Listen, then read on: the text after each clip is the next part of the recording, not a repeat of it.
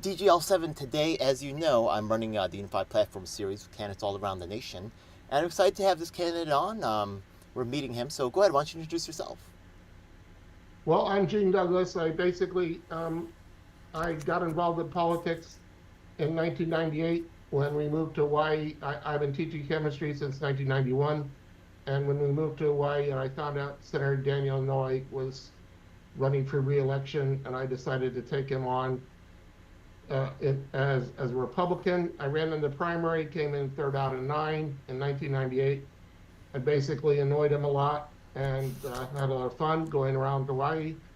And that's kind of lay in the background. That's one reason I like it on Kauai. But we lived in Hilo for 3 years and there. But I ran for Senator Inouye seat in 1998 and then Senator Kaka seat in 2000 as a Republican. Came in third out of 9 the first time. They put 2 Democrats in the top 2 places, and then came in second out of 4 the second time, and they put a clown former GOP chair in there and to win first place, so I wouldn't win.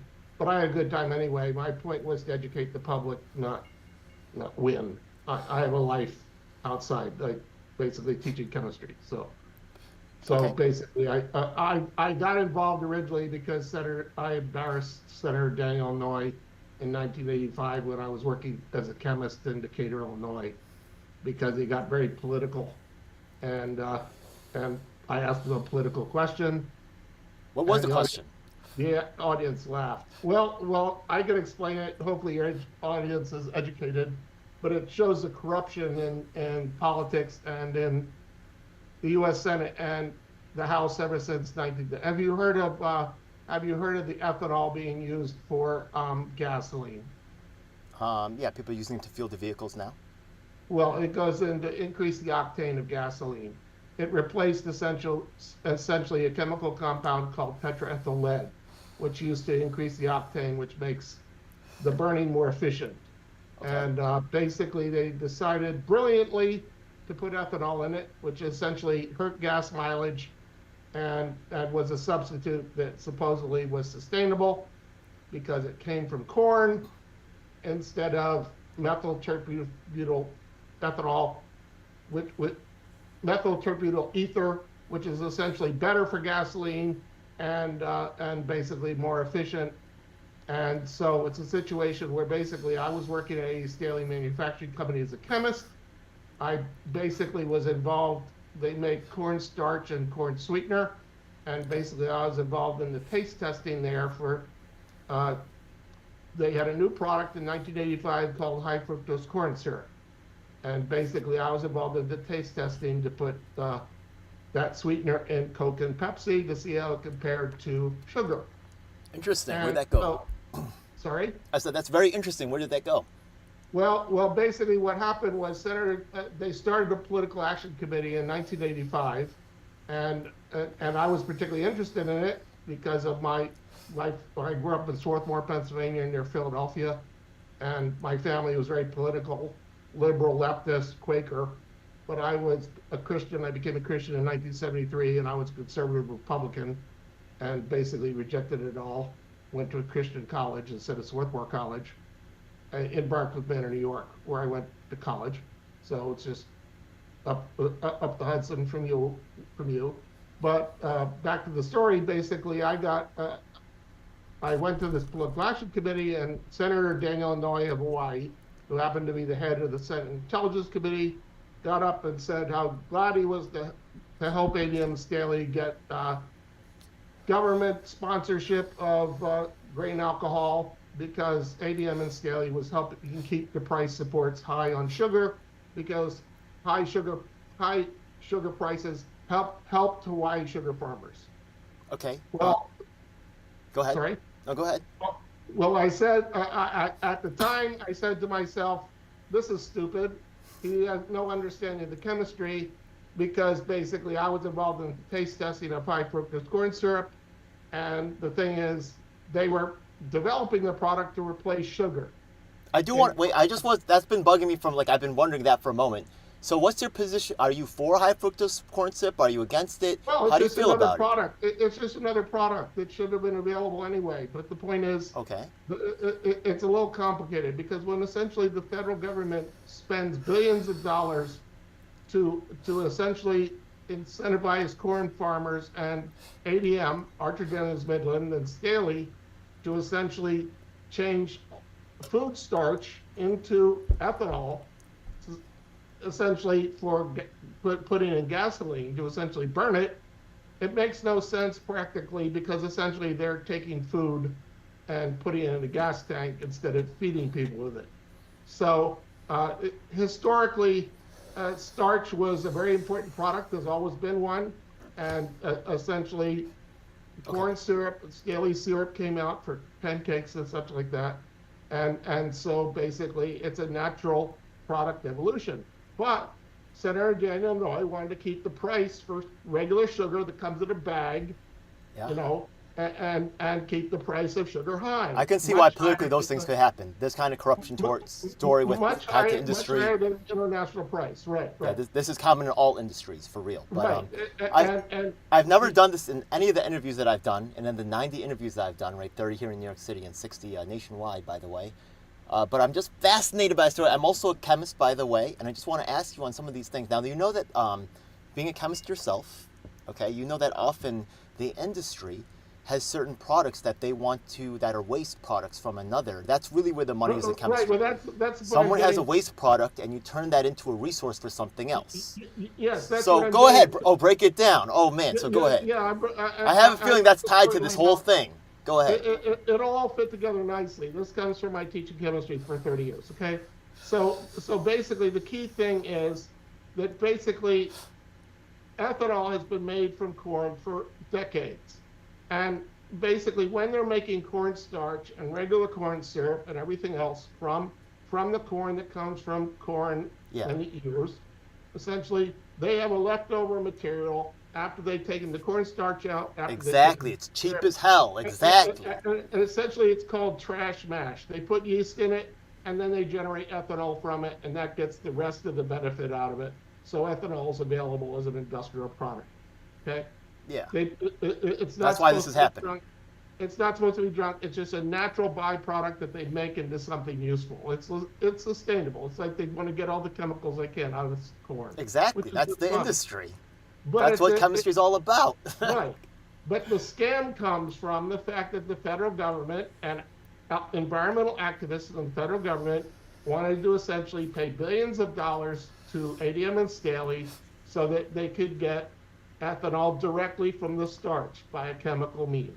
I appreciate your expertise in this faction, and I want to say it's really, right, it's kind of odd that when they have these talks about climate change and stuff like that, where are the candidates that have like a background like yourself, right? Yeah, actual scientists. I appreciate they're that. nonsense. Actual scientists. What's up? They act like they know everything. They don't. They know nothing. And they request people from, they have a PhD in political science, and they ask them for science help. When in reality, the chemists are silenced because they don't want to hear the truth, and it's a marketing game. You're damn right. My point of the story is that basically, me as a chemist sitting there in 1985 said this makes no sense. Okay. Senator Inouye wants the price of sugar kept high artificially by price support. Okay. All right. So just so you know, ADM and Staley is making high fructose corn syrup so that they can take the market away from sugar. There's other areas I want to dip into. Normally the interview goes like this. Okay, this is part of the series. Okay, every candidate gets asked the same questions in the same order, so you can compare your answers, stuff like that. I don't usually take. I took this in the first time in the history of this channel. I took this little aside to go to the chemistry thing, but we're gonna go snap back to the actual interview as normally scheduled. Okay, go ahead. Get back to the politics. Go ahead. I have other things I want to ask about. We're going to ask at the end. But yeah, go ahead. Go ahead. Fascinating. I'm almost done here. The go point ahead. Doesn't make any sense, and I laughed to myself and a buddy next to me. Well, then he gets into a rant about how Reagan should be impeached because essentially he was using the CIA to mine the harbors of Managua, Nicaragua, because the Soviet Union was actively bringing arms and munitions into Managua to support the communist government against the Contras. Talk about Oliver North? Yeah, that involves Oliver North and others. How do you Yes. feel about Oliver North? Guilty or innocent? Well, let me finish the Go story, and ahead. then we can talk about other stuff. But Okay. the point is that basically he was saying that Reagan should be impeached because Reagan, through the CIA, was not informing Congress what they were doing. So that was grounds for impeaching Reagan. The Democrats have wanted to impeach Republican presidents ever since Nixon. Okay, every one of them, they wanted to impeach him. Okay, so it's nothing new what happened with Trump. So it's all a game. So essentially, it's just a rhetorical game. But the point was, he was in a rant about how Reagan should be impeached because of CIA. But I read the National Review at the time when it was a good magazine. And basically, I had read that the CIA had presented a report to the Senate Intelligence Committee, of which Senator Daniel Noy was the head. Okay? Ooh, this is getting and- good. I'm and- sorry. Yeah, this is getting real good. And Go ahead. And I said, look, I raised my hand and said, Senator Noy, the CIA presented a report to your committee last week about why they were doing it, essentially things, and he commented and said, I didn't read it. Oh, it's disgusting. And a whole bunch of people in the audience, including me, laughed at him. And then later on, I found out he tried to get me fired. Well, I started teaching in 1991. I started in Florida, then went out to Micronesia out near Guam, taught there for 2 years, and then went to Hawaii, found out he was running for re-election, and I decided I'd take him on that because in the 13 years between 1985 and 1997, the sugar industry in Hawaii was totally destroyed because Coke, Pepsi, General Foods, and the other food companies essentially replaced sugar totally with high fructose corn syrup. So if you look at a Coke can, it says high fructose corn syrup. It doesn't say sugar on it. And basically that's because the price of sugar was kept high. The price of high fructose corn syrup was made very low because essentially the federal government is paying billions for trash mash. And so basically it's trash mash because it's still made from the raw materials of all the corn wet milling and everything. But the point is, that's what's wrong in Washington, and it's still what's wrong in There's so many other things I want to ask you about. Yeah, I'm dying. Yeah, but we're going to get to that at the end. That's why I got involved in politics. And I went after Senator Noy in 1998 for that, and then Senator Kaka because he supported the same positions. And then when he moved to New Hampshire so I could teach at another job, I ran against a Rhino Republican Representative Charlie Bass of New Hampshire in the 2nd District of New Hampshire. I heard the name. We took him on because I was pro-life. He wasn't. But also worse, he was a Republican but was not supporting the Bush administration's efforts in Congress to get the legislation through that they wanted. He voted with the Democrats most of the time. So I ran as a conservative alternative in 2002. And the thing that's interesting, when I was running in 98 in Hawaii, we put my wife in to run for Congress, and she won the primary and then ran against Patsy Mink in 1998. And so basically she got over a third of the vote against Patsy. And then I ran against the incumbent Rhino Republican in 2002 in New Hampshire. So that's my history. But now I retired from teaching chemistry and sold my house in south of Fayetteville, moved up here to Raleigh, and found out that Deborah Ross, classic liberal feminazi, essentially was running for re-election. It wasn't a nice Republican that I could support, so I decided, well, with my history, that I should take her on too for the same reasons I did before. So I'm just out here having a lot of fun and running against 2 other candidates. My main opponent is essentially a very qualified retired military person, which has a lot of credentials in his own right, and I'm not running against him. I'm running against Deborah Ross because I think the Republicans have to band together and go after anyway in November, whoever wins. But I still think I can win because of my own history and the fact that I'm a college chemistry teacher. I'm not a typical politician, either the military kind or the politician kind that stays in office 30 years. So, you know, one thing I like about you though is like a lot of college professors, I feel like they get too I guess I'm not going to say woke thing, But you know, like No, they're kind of go about the lefty. sausage. They act like Yeah. they're expert in everything, when in reality they're only expert in their narrow area of But expertise. but you were anti-establishment professor. You kind of like against the grain. Well, I So grew up in Swarthmore, Pennsylvania, where yeah. Swarthmore College is there. You know what I'm Uh, talking about, though, right? Most academics are kind of like, you know, they seem kind of like pencil necks. You know what I mean? yeah. My grandfather went to Yale, and my uncles went to Penn Damn. and Princeton, Oh, you seem and ruthless, though. I like it, man. I grew up in Swarthmore, where Swarthmore College is, and people Okay. call it I don't know Swarthmore that College. school, so I didn't really know what that And means. Swarthmore College is so elite they look down on the Ivies as if they're beneath them. Oh, So, really? I did not know this. yeah. Okay. But it's mostly BS. It's just nonsense. It's like they act superior when in reality they're just stupid morally, and essentially destroy their families without a second thought. And Fascinating. while they pretend to be wonderful and look down on the low lifes like you and me. I drove a cab in Philadelphia for 2 summers when I was going to college, paying myself through. So that wasn't very fashionable with the people that I that I grew up with around. They Okay. made me sick. So, So, okay, you answered a lot of the questions, but I'm just going to ask for some clarifications on the point. So the first question we usually ask is, how did you, you know, start with the, you know, what's the first thing that you kind of did politically? So you told me that it was this, you know, working on this, taking on, what's his name, Dan Edor, what's his name? This, Senator Daniel Hanoi of Hawaii. Daniel Hanoi, right? Yeah. In 1998, in 1996 when we were in Pohnpei out in Micronesia, I tried to do some fundraising for Senator Robert Dole, who was running for president in 1996. So that was my first effort Okay. of doing something political. But I spent most of my career either working as a chemist or teaching chemistry. So Okay, that's a good answer. Okay, so the next question is going to be like, the thing is that some people say they have like a certain ideology. I know you said that you're a Republican, right? Yeah, Republican means a lot of different things to a lot of different people. Talk about rhinos, right? I've heard that term before. That means Republican in name only.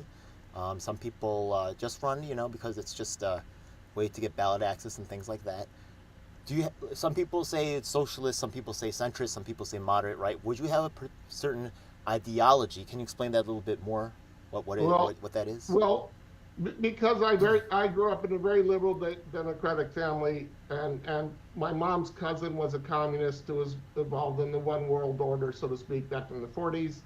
They all loved Alger Hiss and were angry at Whittaker Chambers for exposing him as a Soviet spy. And if you've ever seen the movie Oppenheimer, Oppenheimer was Haven't seen it yet. the victim of a honeypot that essentially got him to give all the stuff over to the Soviet Union. So it's a situation where basically my family is full of that, and they weeped and everything else when the Rosenbergs were executed. So it's a situation where I grew up with that nonsense. My mom's cousin was the chairman of the chemistry department at Penn, and I made the mistake of in 1973 saying that I was hoping to go there, 74 would go there, and he just sneered at me because he didn't like my politics because it wasn't theirs. And Yeah. so basically I decided to go to Christian college instead. But I liked Penn growing up in Swarthmore, and I worked, and so basically I decided to go to Christian college instead because I was a Christian. I became one in 1973. So I'm dipping out again. Wait a second. So like the thing is that, right? I don't know you're teaching now, but the thing is that you said that some guy got you fired, right? Yeah. So Hanoi No, got you Senator fired. Daniel Hanoi Yeah. tried to get me fired. Oh, tried to get you fired. Okay, but he didn't succeed. Yeah, this was Okay. in 1985 because I embarrassed him in front of the Yeah, crowd. but he didn't succeed. Because everybody laughed at him because Okay. he was All right. he was lying about Reagan. He was saying he wasn't informing Congress when in reality they were, and he didn't read the report. Okay. So like, what do? You contact the college president and like kind of lean them or I have something? no. This was at the company I worked for. I was told that he tried to get me fired. But Damn, that's crazy. I didn't get fired. It didn't work. Well, I'm glad you all So right. I Tom, tried to that- get him fired 13 years later by running for his Senate. Not everybody has your pedigree and connections. I mean, that probably helped you somewhat, you know, or maybe not, right? Maybe you're just also a producer for the company. So. See, in 1995, when I was working in Micronesia, we also had the pleasure of hosting Cindy McCain, John McCain's wife, and one of their sons over to our house on Pohnpei for a spaghetti dinner because they heard that I was interested in politics and Cindy was visiting the islands. Do you have tenure? What? Do you have tenure? No, it's just a Okay. 2-year contract. I Okay. was an associate professor there. but it was All a right. 2-year contract. And basically, Cindy McCain, President wannabe John McCain's wife, was visiting the islands, and we had them over to our house for spaghetti dinner and such like that. So that was 1995 or six, and so that's kind of a political act, I guess, hosting them. And it was fine. And my wife continued contact with her afterwards and everything else. And we heard they had connections in Hawaii. So when I decided to run for Senator Illinois seat, we thought they'd be happy. But basically, because I was going after his war buddy on real issues, like he helped destroy the Hawaii sugar industry, basically, I had the honor of Senator McCain calling me an a-hole.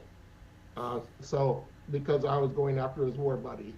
And I thought that was very funny because I was used to having Democrats smear Republicans where I was growing up, or laugh about them, or Okay. be nasty to them when I was growing up. But it's nothing new. All what's going on now with what they call Republicans Nazis and everything else is just they're just describing themselves essentially. So that's called projection. But the point is, in some respects, the system, the Some truth in political that, system, man. I'm with that. I'm with that. the political system in Washington D.C. is broken because essentially they're trying to make the federal government bigger when the United States Constitution is essentially designed to keep it small, because the real function of the Constitution is to say that the federal government has responsibility for defending the country against external enemies. That means other countries that want to war on us, like Japan and like Germany, who both declared war on us, or Germany that declared war on us back for World War One, or and basically we go in there to win, and also to help interstate commerce and essentially promote infrastructure in the U.S. to Okay. promote infrastructure. That is what the Constitution says our federal government should do. It shouldn't be micromanaging people in New York City. It shouldn't be letting all these illegal immigrants into it, so get it shipped up to New York City because de Blasio wanted it to be a sanctuary city when in reality he didn't. So it's just, in some respects, it's a corrupt game, and the Democrats have been running it for decades. After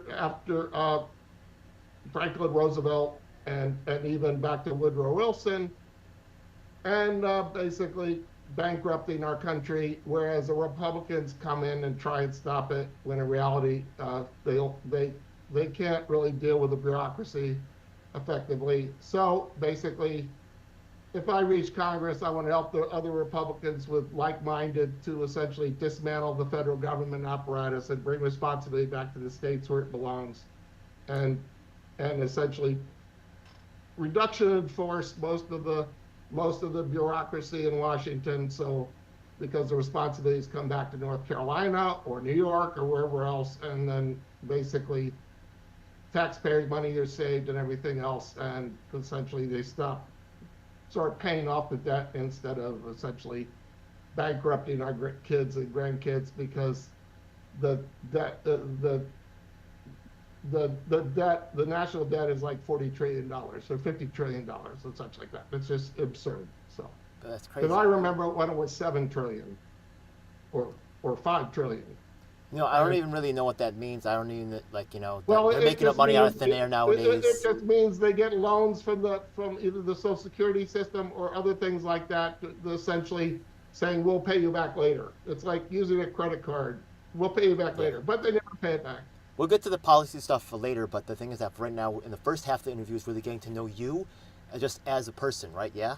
So we talked about your ideology, right? And that was quite an answer, but I do understand it, right? I do feel some But my similarities there. ideology comes from reading the Republican platform. If you read the Republican platform, that's essentially what I believe. I'm very, very, very happy with it because of the nature of what I grew up in and everything else. So that's why I call myself a Republican. Okay, to Because help I us, wholeheartedly believe in it. In contrast, the Democratic platform, which is essentially corrupt and even bizarro world, because essentially they want to be able to kill unborn children at any age, and they essentially want to say it's okay to sterilize teenagers because they're mentally confused, because their parents are confusing them because they don't like what sex they are. So it's just a eugenics game that they like to play, and it's totally corrupt. And as a Republican, I'm proud to call myself one, in spite of the fact there are rhinos out there who are just pretending. But thankfully, President Trump did a great job of exposing the rhinos. I have my own thoughts on this, but it's not about me. It's about you. So I appreciate it, your honesty, and honestly, I prefer that. And there is some truth in what you're saying. I do feel like just in support, right? I know the medical industry is taking advantage here, so I do appreciate advocates like this, right? They're not necessarily always the enemy, even if you don't agree, right? I appreciate what you're saying. So, anyways, let's move on to the to help us bring it to focus. Well, if people don't agree with me, they don't have to vote for me. So it's like, I think we can have a conversation, because I think on some things we might agree more than you might think, right? Yeah, maybe not, right? Yeah, but going to the next piece. So shoot, I'm done with my history. If you want to know any more, I'll be glad to tell you. But I'm done. You can ask any questions you like. Okay. Well, I'm going to bring this Republican thing into focus now. Now, one thing that can help us really understand more about your Republican leanings, right, is that some people, like, if they're Democrats, they may say, I'm an FDR Democrat, right? I like the New Deal or something like that. Right? So let's suppose that you're a Republican. Who's influential to your political thought? Earlier you mentioned McCain, right? Not necessarily in the best way. No. He's a corrupt rhino. No, it doesn't seem like you liked him. Yeah, exactly. That's what I was going to say. Right? It seemed like you, but he's Republican. Yeah. So who do you like though? Is there someone who's influential to your political thought? Rush Limbaugh? I don't know. Well, I liked Rush Limbaugh. My son listened to him more than I did, but basically I liked Rush Limbaugh, but he got very repetitive, and I didn't listen anymore because his script all day was repeating the same thing, which kind of is boring for me. I get it. But a lot of people like him. I think what he was saying was great, but I don't need to hear it 10 times to agree with him. But the thing is, one thing I'm proud of my son is in the 90s when I liked to listen to Rush now and then, he said he liked Rush Limbaugh also, but he thought Hannity was a clown.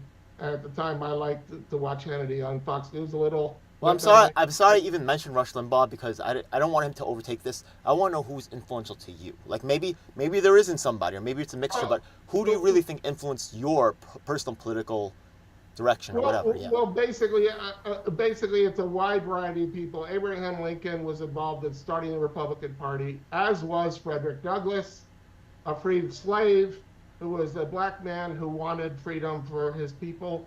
And Abraham Lincoln wanted to do that. And that's what got us into our Civil War, which essentially was to free the slaves. Because I come from a family of abolitionists, both from England and other stuff like that, Quaker and Quaker/Presbyterian/ Congregational.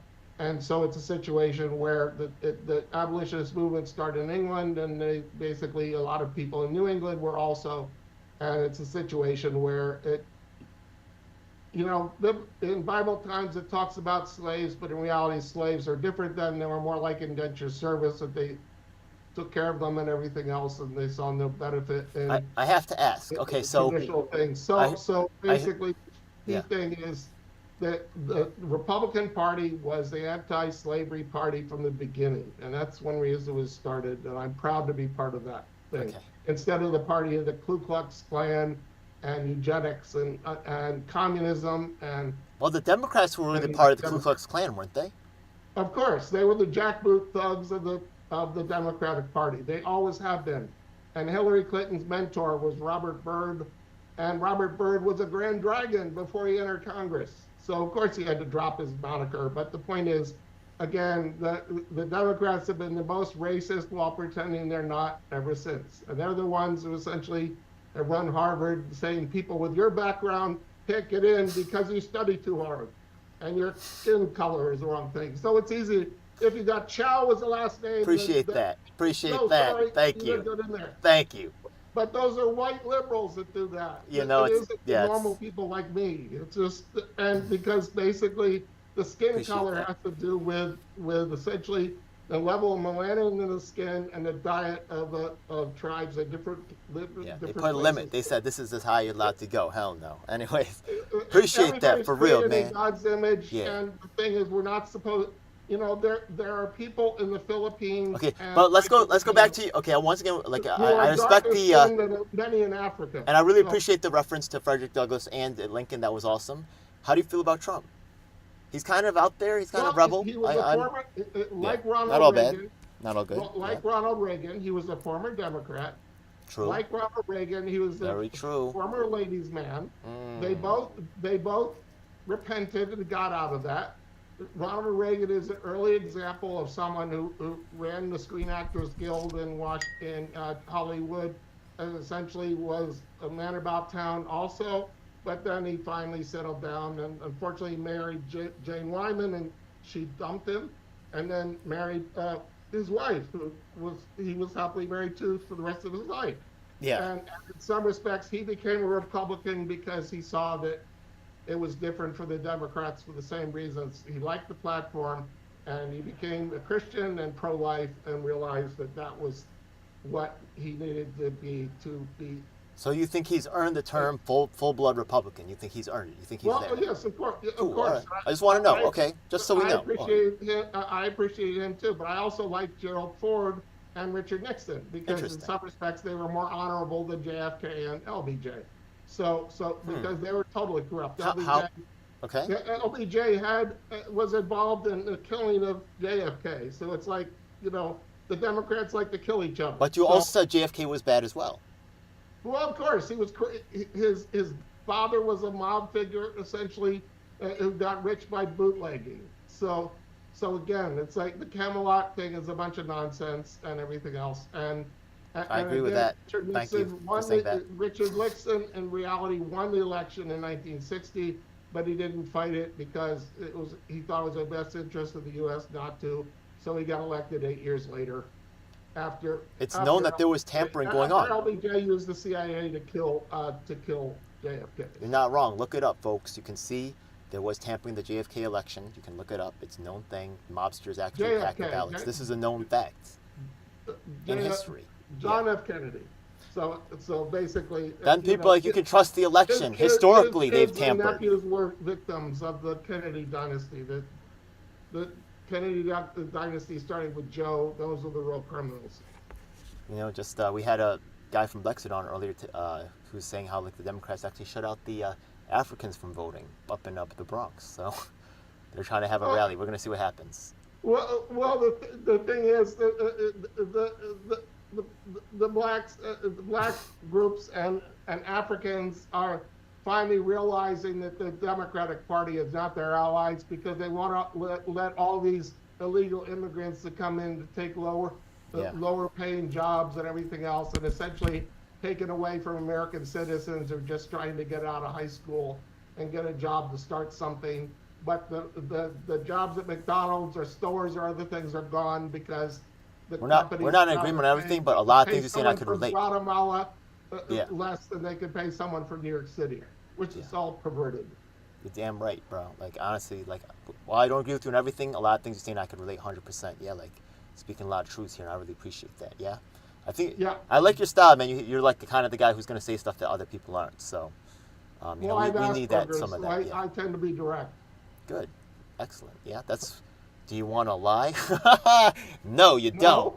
Yeah, exactly. No, I see no point. It's like trying to cover up a lie is a lot more work than just telling the truth and trusting God about the results. So. Okay, so we got to almost all the questions about yourself, which is good to know. Now we're going to move on to the policy questions.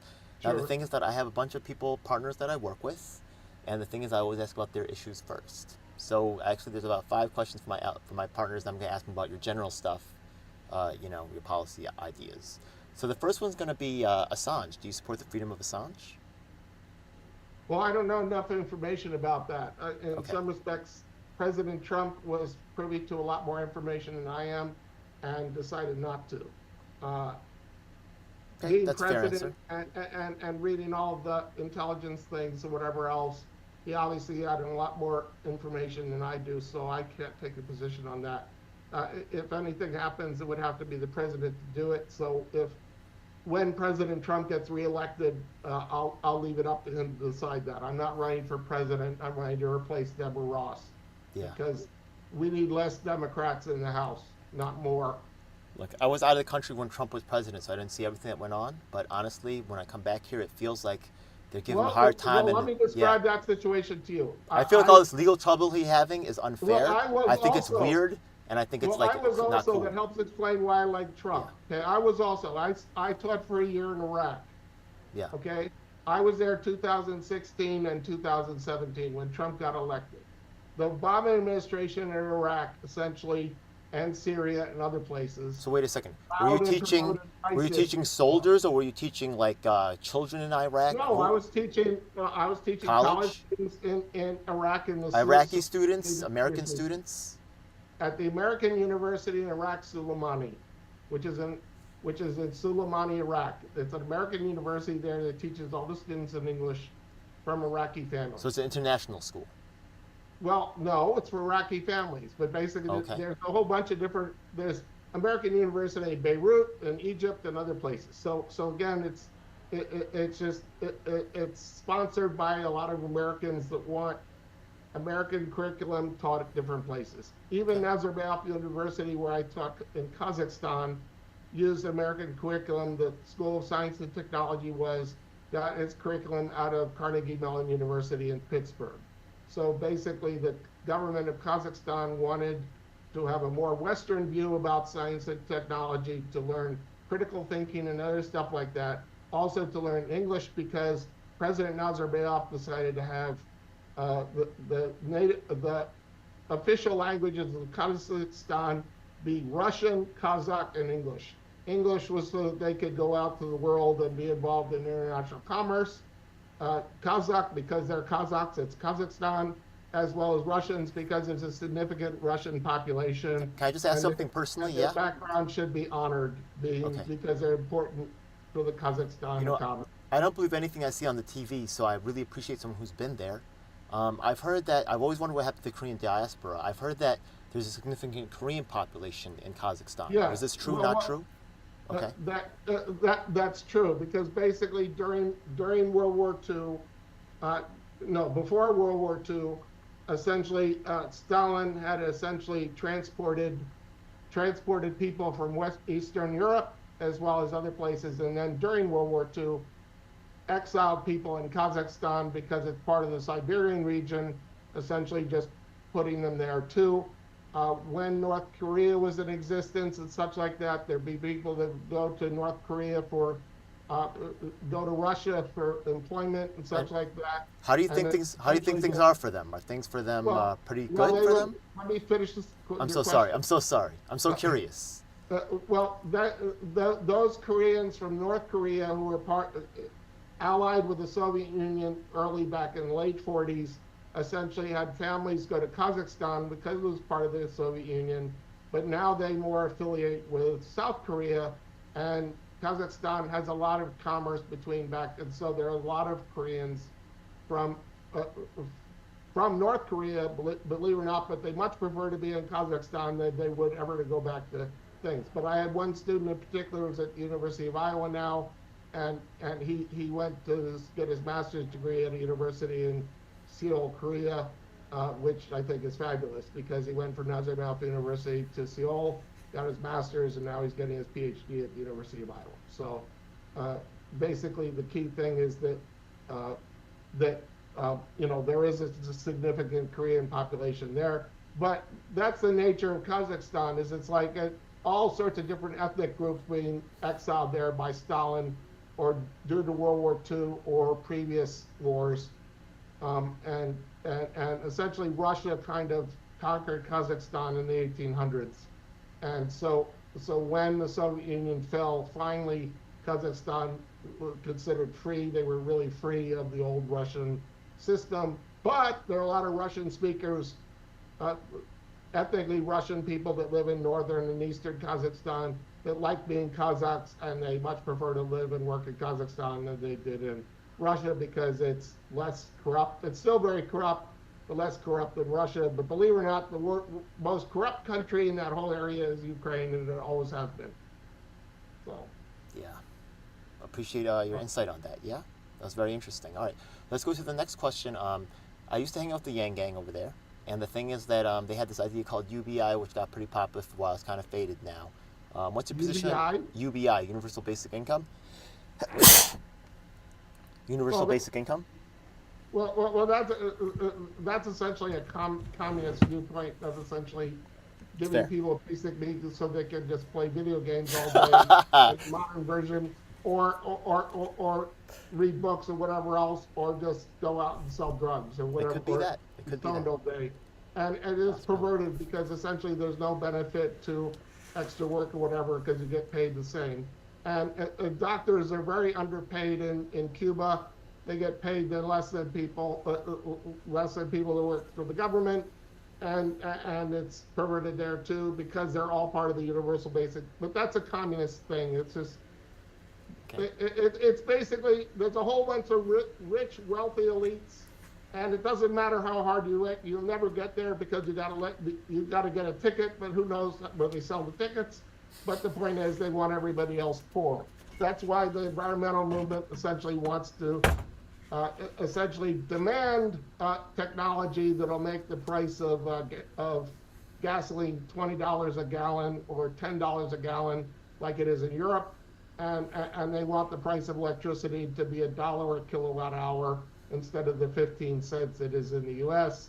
And so it's a situation where if the price of electricity was $1 an hour or 50 cents an hour, that would mean a lot of poor people would get very cold during the winter, and or if fuel was like $10 a gallon or other stuff like that, or heating oil was $10 a gallon, it would mean there'd be a lot of people that couldn't heat their homes. I want to just take a little liberty myself and jump in. I've taken so many liberties in this particular podcast, but I appreciate you Well, you live in New York indulging me City. in. You live in New York City. Sure. What is the price of electricity where you live? Right now, it's actually included in mine, so I'm good. Well, the thing is, what is the price of electricity for the New York Power? It's probably about 25 to 30 cents a kilowatt hour, whereas in most of the country it's 15. Okay. And that's because essentially there are taxes on it and everything else, and the environmentalists want the price of electricity to be high. So essentially that means that there won't be, people in apartments wasting energy on keeping air conditioners on. There's a lot of problems in the environmental industry, and I really appreciate your pointing that out. I can actually speak to victims of they're actually rolling out these things on us, and you're not wrong in But that. they don't care about poor people dying when it's too cold in their apartments. There's actually people Or who dying are. of heat exhaustion during the summer in New York City. There's Like, people that have wonderful mold. to be in New York City, an apartment when it's 90 degrees outside and no air conditioning. There's people with mold in their apartments. That's literally sending them into asthma attacks and sending them to the Oh, hospital. of course, yeah, because they can't afford to heat them But instead of fixing dehumidify them. this mold condition, they're giving them brand new electric heaters and coolers. Well, What's the priorities? the What's the mold- priorities here? Well, I'm a chemist. The only reason the mold gets here is it's not properly dehumidified, and the temperature is properly modified after the place is built. So it's like if they don't clean it out and they Scientists, I like that. such like that, it's like Yeah, they got to clean the vent too. apartment That's true. They got to facilities are clean the not vents. kept up, you'll get mold. That's the way it works. There's a couple of reasons too. Yeah, there's other faulty materials, right? Yeah, not up to code stuff being used, old stuff being used, right? Well, of Recycled course, stuff. because essentially they would rather get the tenants evicted or leave, and then they can renovate and double the rent. There's mad shenanigans going on. Yeah, absolutely. Yeah. So all right, cool. So UBI. How much you pay for your apartment in Queens? How much you pay for your apartment? It's a funny situation. Yeah, I can't really tell you about that. Yeah, but I'm telling you right now Well, that it's. yeah, you're embarrassed about it, but No, my house in Red Springs, North Carolina, my mortgage and I don't really have one, to tell you the $500 a truth. month. I don't have one. What? I don't have one. I rent an office space, but I don't really have a. Oh, yeah, I don't understand. have I understand, and that's a travesty. But it's like the rich Also, I pay a people lot and less. the property owners want it to be that way. Yeah, it is what it is. Yeah, look, I also do other things. Yeah, I'm technically not really. I got people in the shelter. I'm not a shelter camp. I'm technically on the street sometimes. You know what I mean? It is what it is. Yeah, it's not doing my life. Well, I do what I want. Yeah, I'm doing my You thing. could always move to North Carolina or some other place with things that you can. Look, I know you you used to probably hobnob with them get a rich and nice wealthy people, apartment. yeah? And some of them people is out here with me living this type of life. Some people is just meant to live like street life, you know what I mean? Not like it's all Oh, good or bad, right? well, Not they always want drug to. related, but sometimes. You know, Hawaii, yeah, you were around that. There's some people who just kind of live on the edge, you know what I mean? Live on the outskirts. Well, in Hawaii, the rents are high on Oahu, but we had a house we rented in Hilo for $500 a month. People find ways to end up. Yeah, people find ways, right? They know somebody or connect, or they're like in a shack that someone just kind of like constructed on some public land that people's not known about, you know what I mean, or something. They find a way, you know what I mean? There's always a community like that. Well, but again, Americans have a choice as to where they can live, and people decide one way or another they want to stay in New York City. That's fine. But in some respects, communists like De Blasio or whatever want the poor people to leave. Hey, all right. So the UBI, that was good. Answer that one. I'm happy that you're not a panderer, right? Yeah, we have your own opinions. That's great. Yeah. And I do encourage people to be cautious about it. A lot of things that they see are forced or weaponized against us. It is really the implementation for me, right? Yeah, I'm not really of any particular ideology. What is the weaponized against? What do you mean? Like, welfare is actually weaponized against, it can keep people dependent in certain ways when it's just rolled out, like without, like, intelligent design, when there's not really other, when incentives are not really produced in a. Well, the thing is, in New York City, what happens when essentially when Giuliani was in there was very different. But when De Blasio and the other Democrats came in, essentially they decreased the pay for cops. They got less cops in the street. They stopped stop and frisk, and essentially enabled people to. They changed the law so someone steals less than $1,000, they don't get prosecuted or they get on the state, or someone beats somebody up in the subway, they get a court appearance and then they're let go, and other stuff like that, and that's on purpose. I'm all in that. I could tell you so many stories you don't even know. And all the Democrats from so many different levels. But they trust on stupid people who continue to vote them into office, and I trust that you're not a stupid person. I'm in New York City. I'm in the heart of all of that. Yeah, I'm in the heart of their strongholds. You know what I mean? New York City is definitely one of their strongholds. Well, the thing is, when they vote for those people, they will get what they vote for, but they're not willing to stop voting for Democrats because they get some sort of payoff. Okay, let's go to the next because I have my partners in the UBI. The next one I'm going to ask about is I do actually support trans people. It is what it is. Yeah, I know we talked about it before, but let's talk about this question right here. Okay, we know that trans people face a lot of discrimination on the job, and I get it. Right? Yeah, they're different, right? Yeah. They also face discrimination. Well, the thing is, if they don't purposely draw attention to themselves with a straight dress or whatever, and they do a good job, they won't be. But if they want to shove it in people's face and everything else, they will be treated badly, because anybody that tries. If you work in a professional environment with a lot of tattoos on your face, you're not going to get hired, and you'll get laughed at and discriminated against. That's I think there's some fairness to that. I think that's fair. The militaristic ones, whatever else, and I, as a Christian, but also I find it very sad, because essentially the whole thing about the trans movement, it's eugenics. It's designed to sterilize, confuse people so that they will not have kids, and so that essentially they'll go away. I believe there is some medical abuse going on, but yeah. The eugenics system started under Woodrow Wilson in the early 1900s, and then Margaret Sanger involved with started Planned Parenthood, and essentially the whole point was to kill people of inferior races before they're born, and the mentally disturbed or feeble, sterilize them so that they couldn't have kids, and that would include people with a mental illness or mental confusion, because their parents mistreated them. And I find it very sad, but the point is, anybody that shoves their lifestyle and everything in the face of whatever will get discriminated against, because people do not want to be around in-your-face activists that say, you've got to treat me differently because I cut my balls off. Okay, that's good that we understand your position on that, but the question is. But how's someone gonna? Okay, let me finish the question. How's someone gonna know if a person cut their balls off unless they're told that? It's a good question, but okay. So let me just finish the question over here. So the thing is that we know that trans people face discrimination at the job. We know they just face discrimination at the, in housing. So a lot of times they find themselves needing public housing. Now, this is a hypothetical question. Let's say that 10% of the people applying for public housing are trans, but only 2% of the people who get into public housing are trans. So we say, you know what, there's this weird discrepancy. Let's ask them what's going on, right? Yeah, we feel bad, right? We're just like, okay. Well, those numbers. Wait, almost done? Okay, almost done. Go ahead. No, these are made up numbers. These are completely made up. Okay. Well, that's the point. Okay, but this is also to see how like you would like handle a situation like this hypothetically, right? Yeah. So so they say, okay, we're getting beat up, blah, we're getting discriminated against, right? And then they say, so now we see discrepancy, right? There's no law saying that you can discriminate against trans people, but we see these weird numbers that people are claiming, right? Yeah, right. You could bring this question. I don't know, right? It's up to you to decide how you want to take this, but now we see this claimed imbalance. What do you think is these people deserve fair access, right? Whether you agree with them or not, right? Yeah. Well, how can you assure a community like this fair access to government services?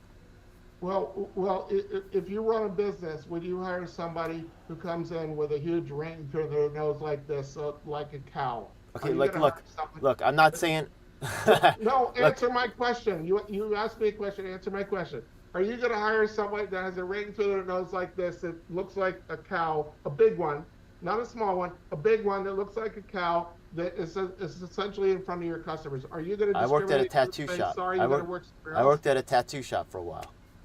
So yes, I'm not talking about tattoos. I'm talking about in your. Yeah, face. that was my workplace, and the guy had big like nose things. Yeah, I had like spikes in the head. Yeah, the big ear things. I've been all around those people. Applying for a job at a bank. Vegan food co-op. I'm sorry, bro. I'm around those people, man. Would he get a job? They have these things. I'm around these people. I'm in New York City, bro. Like, I'm sorry, man. They're around here. I understand. It does happen. In New York City. I'm not mad. Like, I'm not saying I'm for or against it. In New York City look, you're allowed to have boundaries. I'm not saying you're wrong for that, right? I've seen other more extreme things, right, with like the drag queen story hour, and I'm saying like that it can't work, right? Like you said before, if they are actually, but there are some excessives, I don't want to. Hey, look, we're allowed to have boundaries, but once again.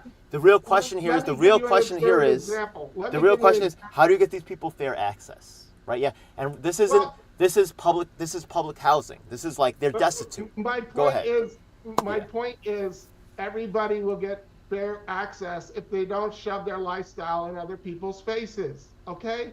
It's a situation where people like to be around other people that like them, not angry people that want to shove their lifestyles in their faces. Some people get triggered by MAGA people, not me, man. You know what I mean? Some people get triggered by the nose thing. Like, I can't control that. Like, go ahead. Who cares? I'm talking about 6'4" guys that go around walking with a dress and then say to somebody at McDonald's, a clerk behind a McDonald's, saying, if the person doesn't call them by their proper pronoun, like just says "oh" or something like that, then they yell at them. And it's a situation where one thing you need to understand about the trans things, it's essentially a eugenics plan. It's just a more modern version of eugenics plan to sterilize people so that they won't have kids. Okay. And this is in the 1950s, black teenagers were essentially girls were sterilized by force because they did not want them to have children. Okay, this is just a more modern version of doing it by things because the educational establishment confuses younger people who have miserable family situations where their father hates their mother and their mother hates their father. So yes, they're going to be confused about what sex they should be because they just want to have people be nice to them. Okay, so they're confused, right? They're trying to get like maybe some government services. If it's not public housing, it could be like healthcare or something. Like they're trying to get some kind of. That's the nature of the family situation they're in. They get confused and whatever else. But the point is, everybody will get government services properly, and if they act appropriately for others and don't shove their lifestyles in other people's faces and want acceptance against someone else's morals. For example, there was a guy that had sex with his boyfriend in the Senate chamber. Do you think he should have been fired? What if there's some kind of evidence of discrimination? Answer my question, please. I'm sorry. Okay, so that's like one instance, right? There was a guy that had sex in the Senate chamber with his boyfriend in public in front of cameras. Do you think he should have been fired? Well, most people would say, of course, yes, because the Senate chamber is not for Was it on purpose, or was people. it by? Were they like, like they thought everything was shut down and they You got didn't see caught? the video. Or no, I didn't And know, you but like, obviously you know didn't what I mean? see Like the if video. the event was over and they thought everybody went home and they Oh, just had like a please, little give me thing, a break. I'm not happy about it. But but if they did it like on purpose in front of the camera like this, I'm gonna get some views or something. Like this is like they did it like to make a scene, or they did it to be flashy. Like definitely fire them. You know what I mean? But if they were like after hours, look, I'm not happy, I'm not proud about it, you know what I mean? Like, you gotta fire the guy who ruined his whole life. Like, you really messed up, bro. Like, this is not cool, you know what I mean? But if everything was shut down, it was after hours, they snuck in, the quickie, No, like, you effed up. I wasn't gonna fire him. It's not good, yeah? To the bosses and everything else. How'd it go down? How'd it go down? I don't know how it went down. Did it go down like that? But you're changing the subject and missing my point. My whole point about all this is anybody that does in your face and say, accept me or else I'm going to file a lawsuit against you, or else and things like that, of course they'll get discriminated against. People don't want to be around others who are purposely assholes. Okay? People like being around friendly people, not someone who shoves their personal lifestyle into their face. So back to the question right before, right? Whether you agree with them or not, right? Yeah? How will you assure these people fair access to government services? They already have, by law, people of whatever sexual orientation already has access.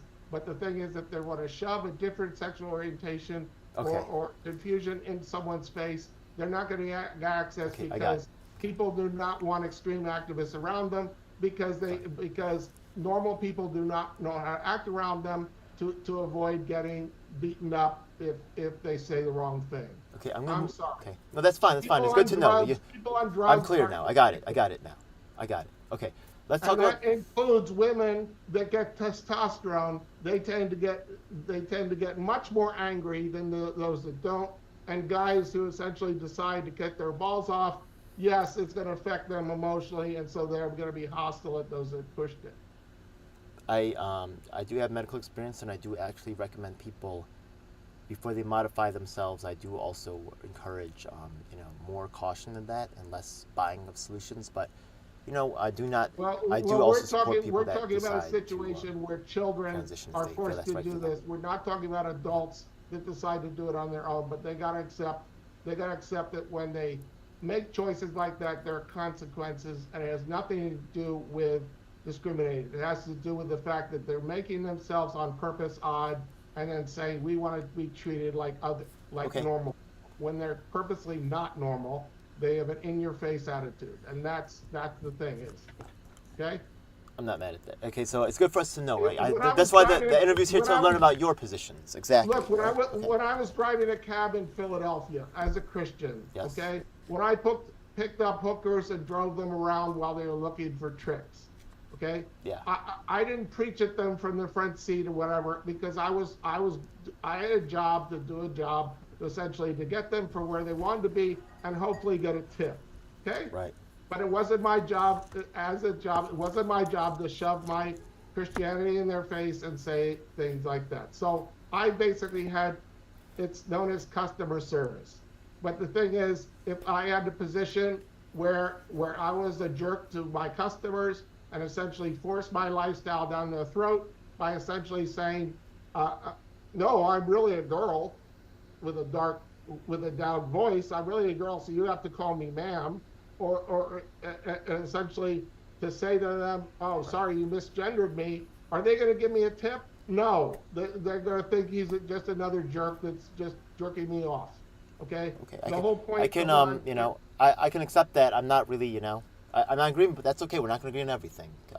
I want to just finish up the rest of the. Well, I don't expect these people to vote for me. Fine. I just hope that Republicans will in North Carolina. No, there's a lot of my friends who actually have similar views. So I work with a lot of people. I'm not against what you're saying, all of it. Well, I have another question for you, though. Okay. Do you think a trans man should be like Leah Thomas, should be allowed to enter when they're mediocre 169 out of 169 on the list, but then they decide to keep their penis on, and essentially they decide to race swimming as a woman?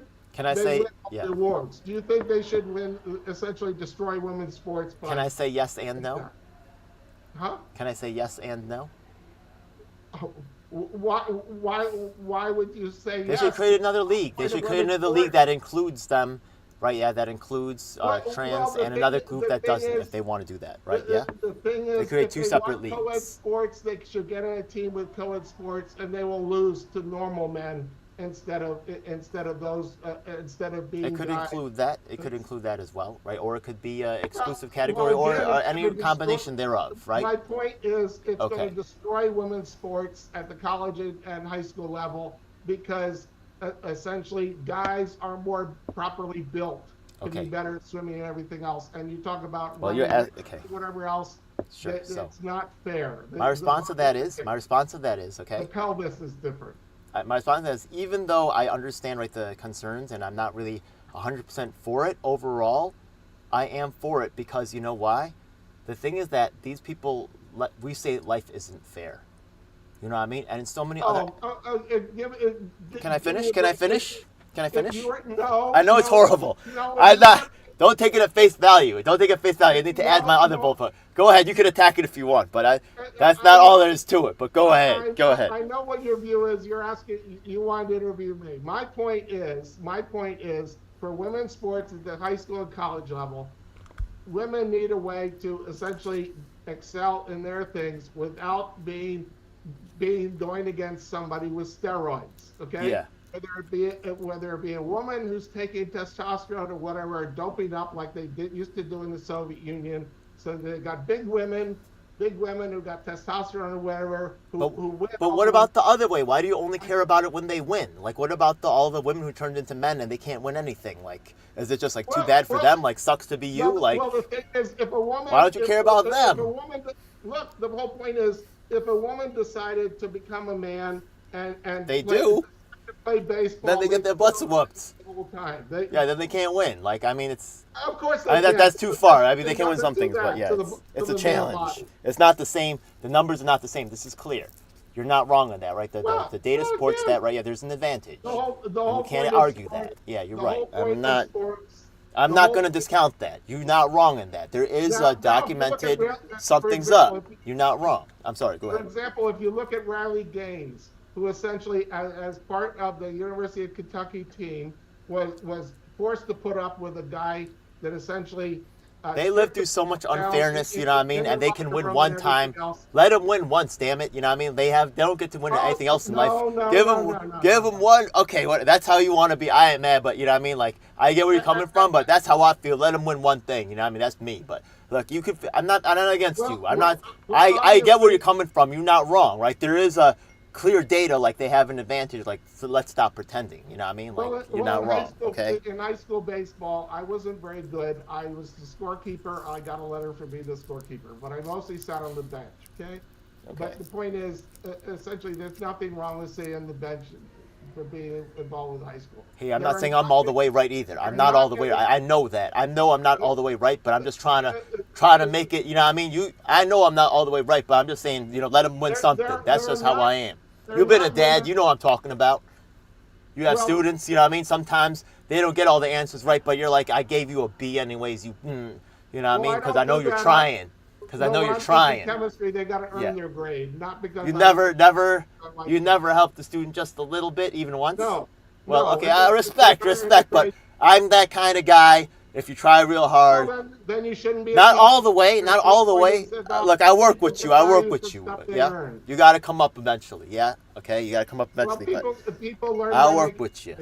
All right. Okay. Hey, respect, man. I appreciate that. Okay, so that's one group right there. Let's go on to the next one over here. Another group that works with the disabled, and right now, people with disabilities are allowed to be paid sub-minimum wage. Now. That's against the law. That's against the law. It's not actually, but yes, it is against the law. It's against the American Disabilities Act that they cannot discriminate against disabled people. Things. All they have to do is file a lawsuit against their employer, and they'll usually win. Okay, so you're for. Okay, it's for it. That's good. Okay, cool. No, I'm not for it. Oh, you're not. I'm Okay. not for discrimination against disabled people. I'm not No, you're not for for minimum wage, at least minimum wage people. for people with disabilities. Like they should get at least minimum wage No, for that. if someone does a good job and earns their pay, they should be treated like anybody else. Yeah, that's exactly what I said. That's exactly what I said. Designed for that. Yeah. Yeah, you're for people with disabilities getting the rights that everybody else has. That's exactly what I said. Yeah. Well, of course, because Yeah, that's because good. it's not something they chose to do.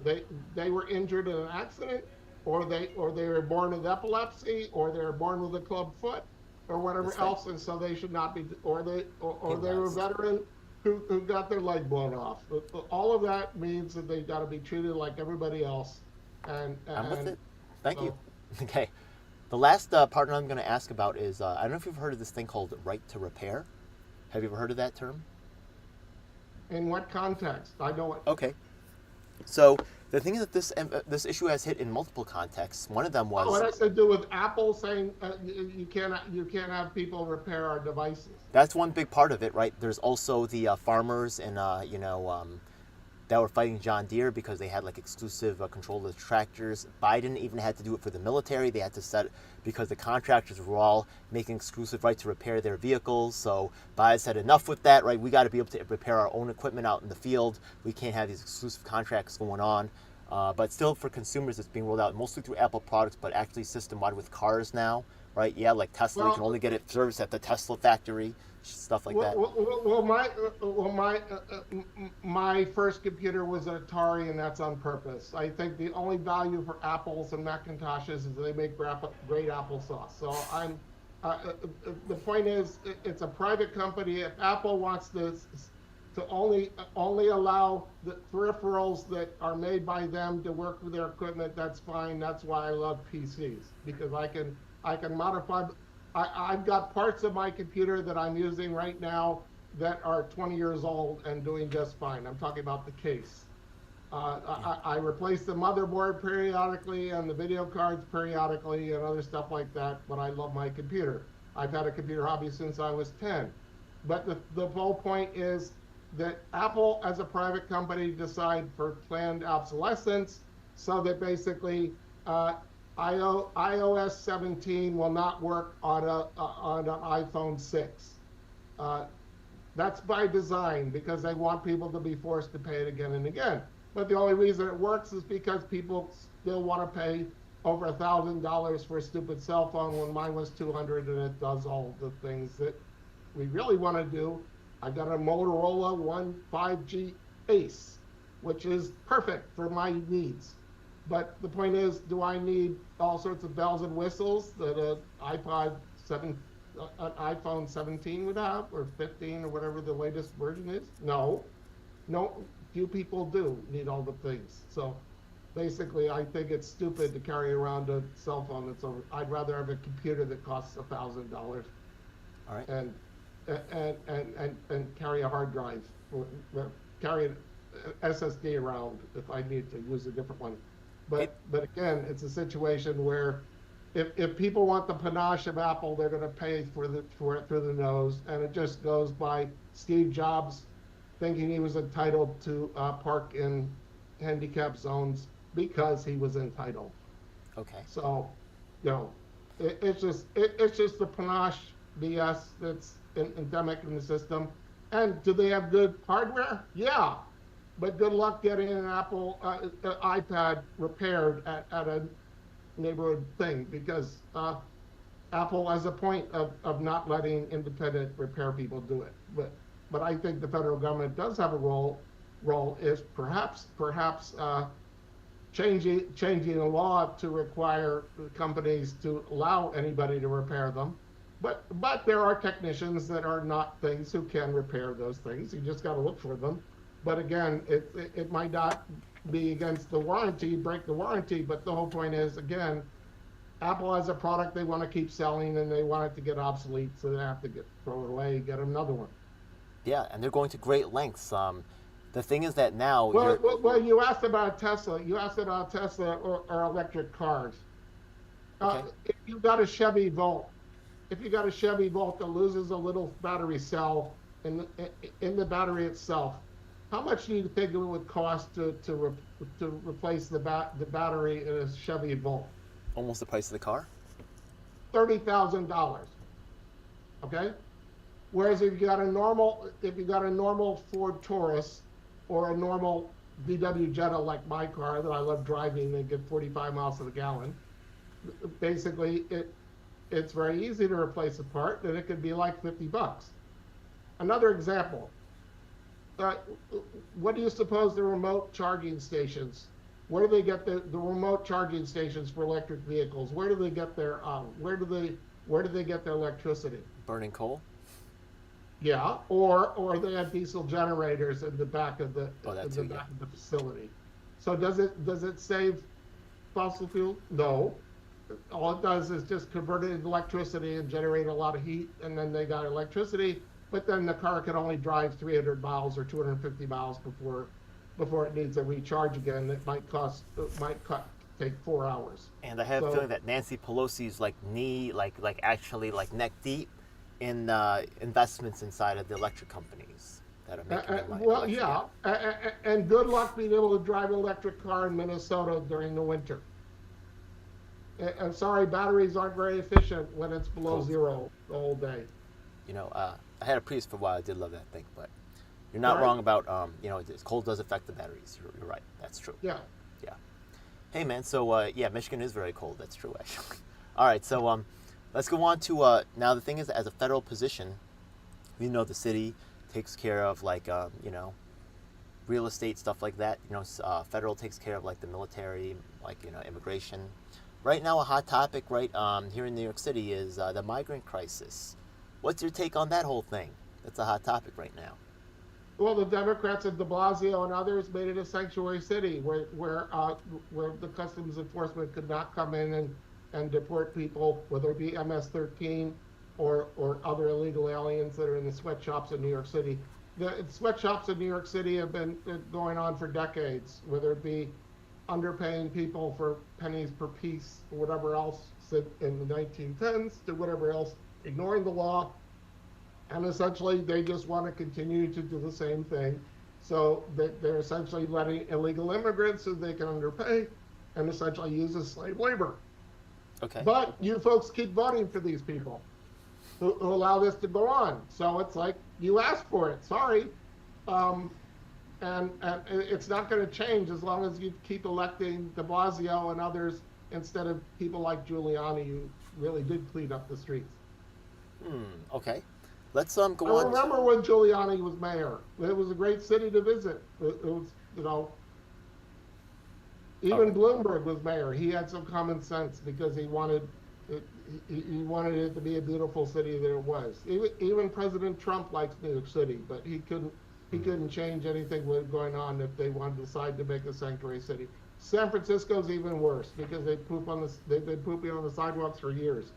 So I think the most controversial thing for Bloomberg with the ties to Giuliani was a stop and frisk. I don't think besides those ties, did they have any other significant the stop and frisk was very good for getting guns off the street and essentially stopping thugs that would go around and purse snatch and others who essentially caused armed robbery in different bodegas and other small stores in the area that couldn't afford security.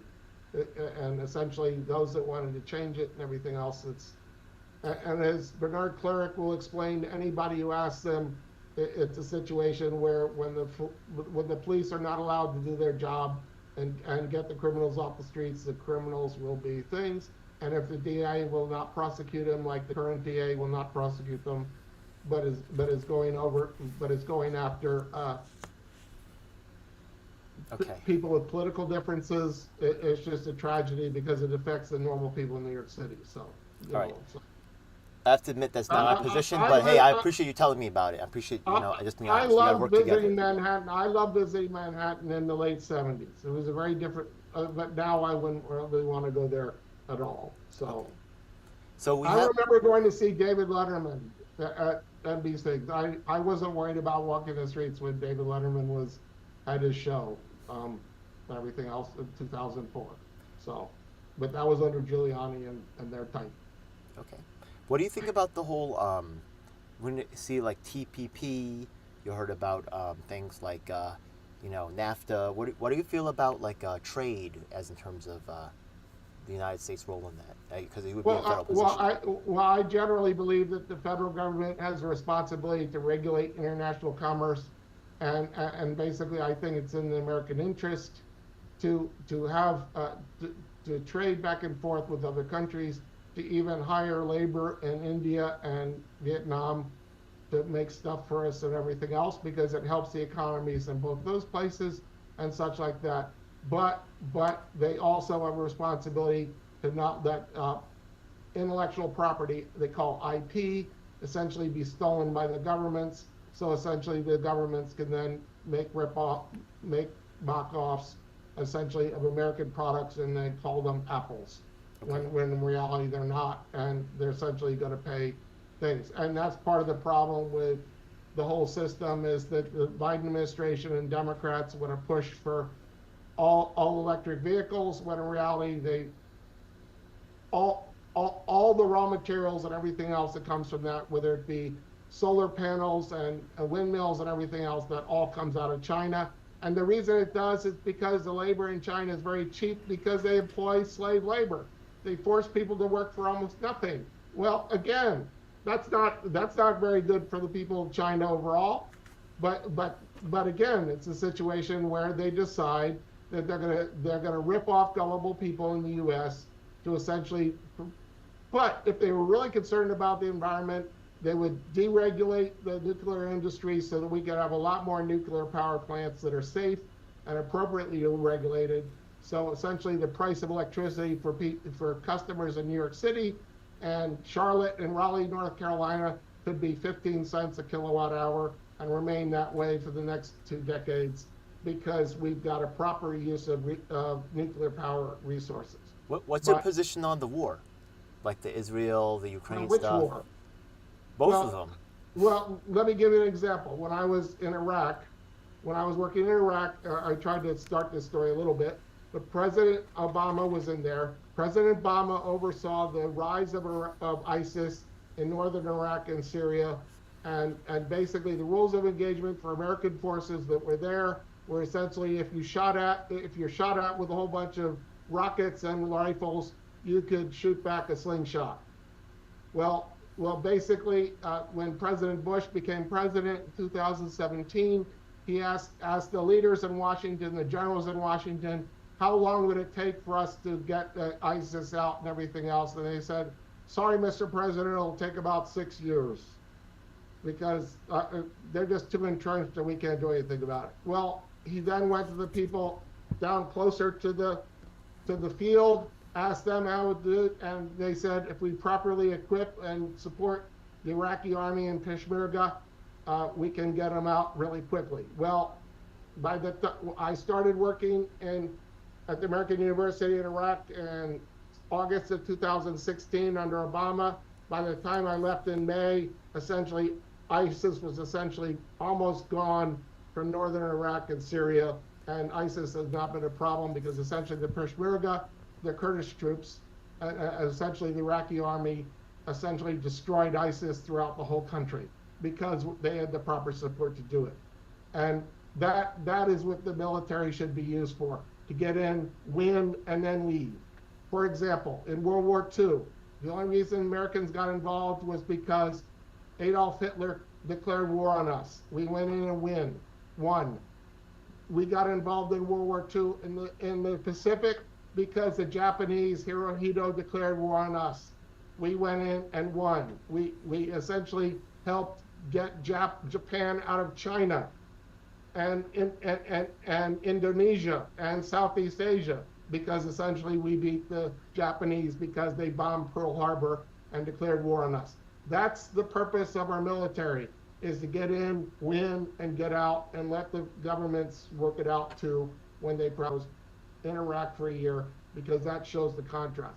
But I disagree with some people that say the Iraqi wars were a bad thing, particularly the one in 2003, because I think it was a good thing that Saddam Hussein, who was actively supporting a Stalinist, communist, he essentially was actively supporting Palestinian terrorists, just like Iran is now. He was actively supporting Palestinian terrorists to essentially kill innocent people in Israel. as well as kill the Kurds and other minorities in Iraq. And essentially, President Bush decided after 9/11 to go in and take Saddam Hussein out.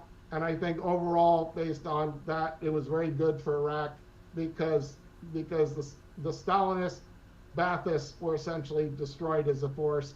And that's where ISIS came from, was because the Muslim Brotherhood, which was supported by Obama, essentially perpetrated a myth that they were supposedly, democracy of it, when in reality, they just wanted to rule things for themselves. And so it's a situation where what happened in Israel with a whole bunch of people slaughtered and taken hostage because they came on, they came on, help gyrocopters or whatever they used to get across the border. It's a situation where killing thousands of people, innocent people, and then hiding underneath hospitals, mosques, other stuff like that, and then saying, oh, Israel just wants to kill our innocent kids and whatever else. Well, they're hiding in the basement, using them as shields. Well, it's the same thing what happened with ISIS in Iraq, is that they use the civilians as shields.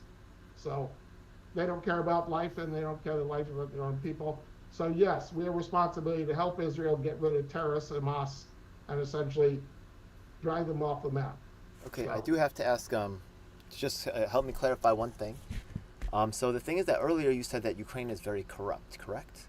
Like, yeah, it's one of the most corrupt countries. It has been for decades. One of the most corrupt countries in Eastern Europe. And I mean, okay, so I think part of that, right, was I feel like Hunter Biden was involved. I feel like there was pictures of like, he was, but money and stuff.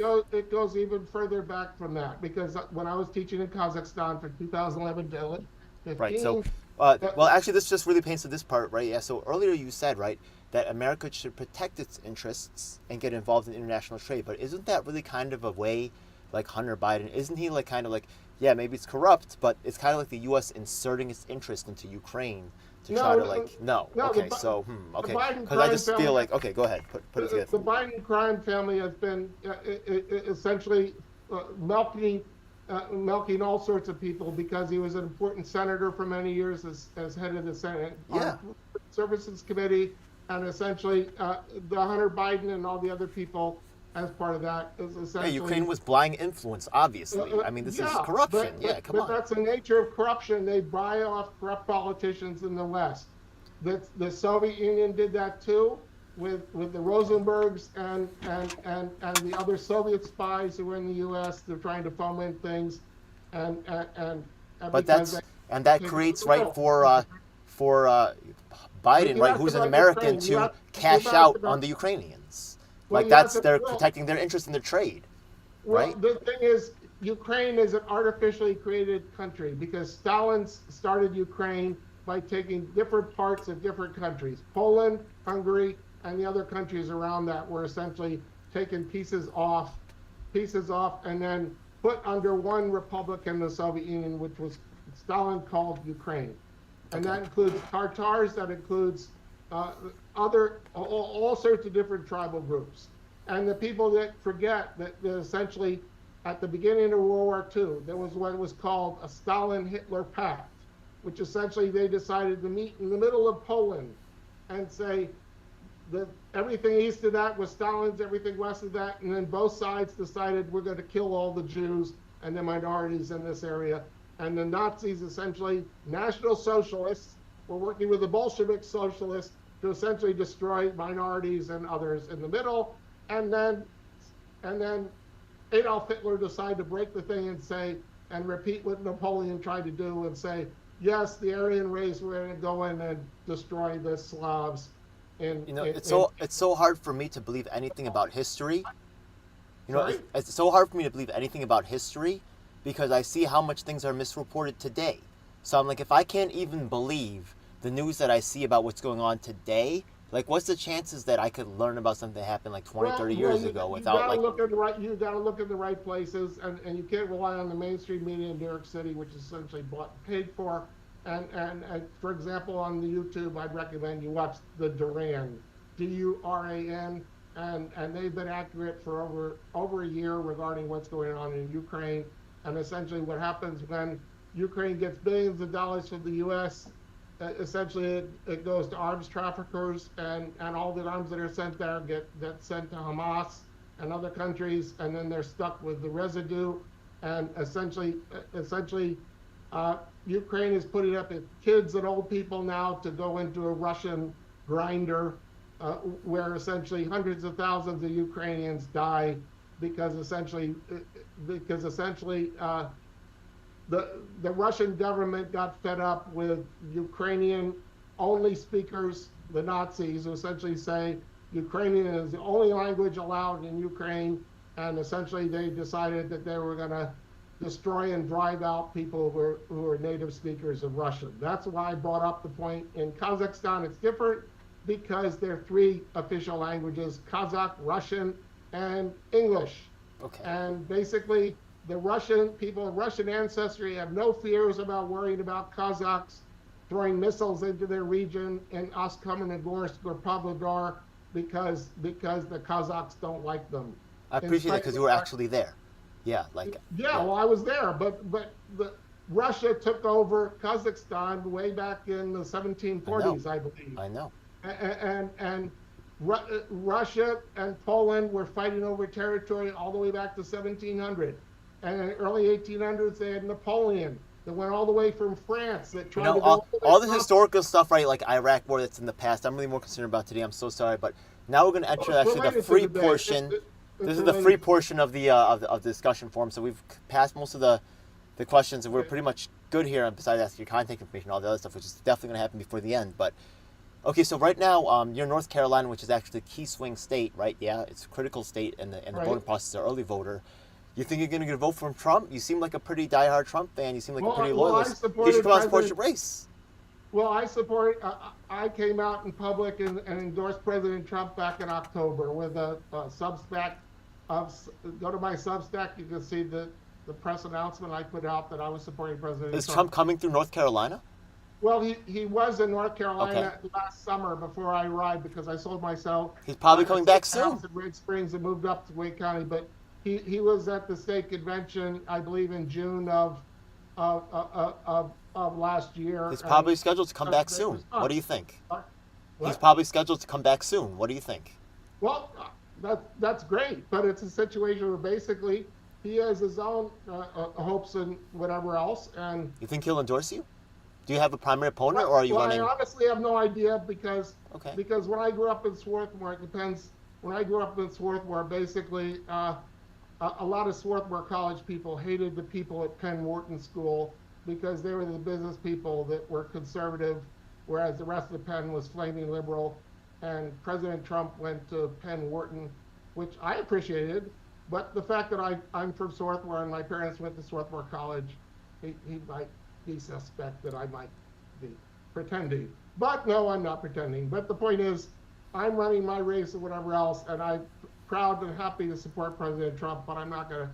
But if he finds it that he wants to endorse me, that's wonderful. But basically, my job is to try and replace Deborah Ross and not ask for endorsements. And I'd rather earn one and then be happily surprised if someone thinks. But I sent out a press release that basically, because the endorsement game has started in North Carolina with all sorts of people endorsing others, and I decided to announce the fact that my cat endorsed me for Congress because he likes the fact that I keep him fed and watered and clean out his litter box. Well, that's the job of a congressman. They got a responsibility to keep to essentially do the essentials to represent their local people. So that's what I want to do, because the Democrat corruption here in Wake County essentially is tragic, because essentially Deborah Ross only supports her people and those with common political interests,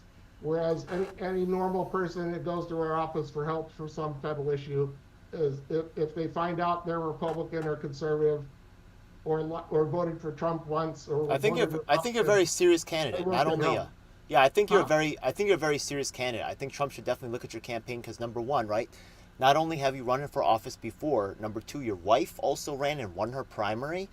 That's actually right. Your Well, I also family got has a experience PhD with from North Carolina State elections. University, which is here Yeah. in Raleigh. So maybe that'll be something. I got a PhD from a local university. Your wife's not gonna go crazy. I mean, she's in the game Well, herself. unfortunately, my wife So this died is good. last July. Oh, My I'm wife sorry. died I'm last sorry. July. So, Okay, well, so that's part of why I got in this race because essentially it's trying to get rid of another feminazi.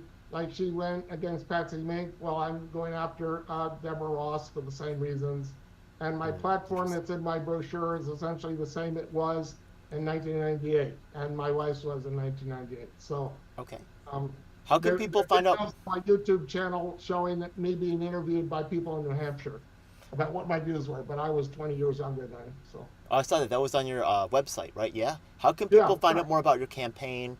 Maybe you have social media that you post up. They can follow upcoming events and stuff. Well, my website is kept simple. It's G Douglas with two S's, GDouglass.us. That's it. Okay. You have any? Do you publish on social media regularly, Twitter or Facebook or Well, anything? I have a Substack that I've been running for 2 years, and it has all the stuff about the Twitter files, the Durham report, and all the stuff related to the Durham investigation, where he essentially exposed the deep state and how the Clinton Oh, yeah. campaign was behind all the Russian hoaxes. When you go And to this guy's webpage, okay, at first it's going to tell you to subscribe. It's going to ask you for money. You got to. no, it Okay, says free. You but can you be free. you got to close the thing, right? I went to pass the thing. Yeah, you got to close the thing. That's all, right? Oh, Don't that's walk so away hard. because it's not over, right? The way it throws up in your face, right? You might think that you got to pay. You don't. Okay, just close the box. You get access to the site. Well, that's the way Substack works. It isn't. Yeah. It isn't something I chose, but basically, I started my Substack. The earliest post on there, I think, is from 2021, before I even considered being a candidate, and I decided to use it for the campaign because my job is to be an educator, and this is something I do is fun. And if you learn chemistry in college, my job as a retired chemistry teacher is to reach equilibrium, and I'm at a happy equilibrium doing what I can. So. It's cool, man. Yeah, it is all about equilibrium. That's true. That's what chemistry is, right? Yeah. Coming Yeah, to the about final equilibrium. state or the That's right. equilibrium Well, state, right? There's this no is part final of my state. It's equilibrium. equilibrium state. Yeah. Cool, man. So what do people have to look forward to, right? Well, I hinted at the possibility of Trump endorsement. I mean, I think so. You'd seem pretty clear-cut Well, Republican to me. to be some honest, experienced. I hope he does. I hope he Yeah. does. But I'm very thankful. My cat likes me, and my dogs like me. Well, he and needs help too. So how much of a following do you have? You've been politically active, but Well, I don't know in this area. well, Have you been well, political in the area where you are now? all I can go on is I've got over 7,000 votes in all the elections I've been in Hawaii, and I came in third out of 9 in the primary there, having a lot of fun. I came in second out of 4 in the primary there. My wife won the primary there. I ran against the incumbent Contact his in petition team. 2002. You know what I mean? If Spending you very petition little for money. Spending very little money, and even this campaign, I very well may win. I'm one of the top 2 candidates, and I've spent less than $5,000. I raised and spent less than $5,000. So the Democrats are very paranoid, saying, "Who is supporting G. Douglas's campaign?" And it's like, oh, I just been going to meetings and getting the Republicans. Easy. Okay, interesting. All right, cool. So I don't sell bumper stickers or yard signs or other stuff to make the streets of Raleigh more ugly. It's like I don't see a point of pretending that yard signs do anything to make the neighborhoods look nicer. All they do is look like trash. do you have any anything for people to look forward to? You got something coming up? Well, I've got a bunch of meetings I'm going to, like tomorrow night. I've got a meeting up in Wake Forest. I'm going to get three or 4 minutes. I spoke there last month. I recently, a few weeks ago, at a debate with Deborah Ross called Unite the Vote. That's on my Substack. It's also on my YouTube channel. They can pull up Douglas Educational Services on YouTube and watch my debate with Deborah Ross and my other stuff that I've done for the campaign. So basically, Deborah Ross accused me of being mean because I confronted her on a record. And when a feminist goes into victim mode, it means I won. So basically, all I can say is if I continue to annoy her and make her side freak out, all it does is earn me media. And it will be a crazy year here in North Carolina and even in Wake County because a lot of people are fed up. There are a lot of black Hispanic people that essentially are very, very upset that people from Guatemala and others coming in illegally are essentially going to take the entry jobs away from American citizens. And that's all the fault of the Biden administration and Deborah Ross, who represents them in Congress. So Okay, it's pretty much the interview. I really appreciate it. And just so you know, folks, I know a lot of people that I watch have will have different things. Some people will support it, some people will be critical. But one thing I want to talk, I know there's a lot of hate on the Republicans right now. But the fact of the matter is that in this program right here, we've had 2 Republicans cooperating and taking place, and only 1 Democrat so far. And this was true also in the last time when we did it in 22. The Republicans right now, the data shows that they're more willing to have a conversation, even if they don't agree with you. And as offensive as you may feel, right? Yeah, like, oh, these guys, blah blah blah, they're not accepting. Like, just look at the evidence once again and who's participating in the series, and look at the actual results. Okay, saying. Okay, thank you. Well, I gave grades in my chemistry classes, not dependent on someone's sexual orientation or what political party they believed in. On data. I basically graded all their exams based on not even knowing the names, went through to see how they solved the problems correctly or not, and everybody that got an A earned them in my chemistry classes. Well, it's the same thing here. I treat everybody the same because the way I would like to be treated myself. And it's a situation where if I do get elected for the U.S. Congress for the 2nd District, I will help all the constituents that I can, whatever persuasion they are, in nonpartisan ways if it's in my ability. But it's not as if someone wouldn't know what my positions are, because they're very, very clear in my brochure and in my things like that. The worst case scenario is they could always vote for the other person. So I don't really, all I'm trying to do is educate the public and have them make educated decisions regarding who they're going to vote for. And unfortunately, there are too many people that go along with a union, a group, or whatever else because they don't want to stick out and stand for what they really believe. And that's part of the nature of the fact that things don't really change unless people are determined to think critically and vote based on being educated. And it's my job to be an educator. Okay. Can I also, the thing is that I'm going to ask for a little indulgence for myself. Basically, the interview's good now. But just something for myself, I want to actually talk about the trans issue just one time, yeah? So the thing is that I know, have you ever heard of something called, there's people who are born hermaphroditic. They're born literally, right? Like, with both parts. Like, it happens. Like, not there's so many of them. It's pretty rare. It does happen. Like, what do these people do? Like, they're, like... Well, it's very few. And for example, if someone is born with undescended testicles that don't ever descend, essentially they'll be sterile for the rest of their lives. There is actually a record of someone who had a testicle who had a baby. I'm sorry, go ahead. Let me answer your question. Yeah. Basically, proper parents will let the child grow up based on what it decides it wants to be, when the parents are treating them properly as a unique individual created by God for a certain reason. The problem comes with these trans people is that the mother's very, very angry at the father and takes it out on the little boy. The little boy gets very confused and says to himself, maybe if I was female, my mother would be nice to me. Okay. And then they decide to take on things like that. Okay.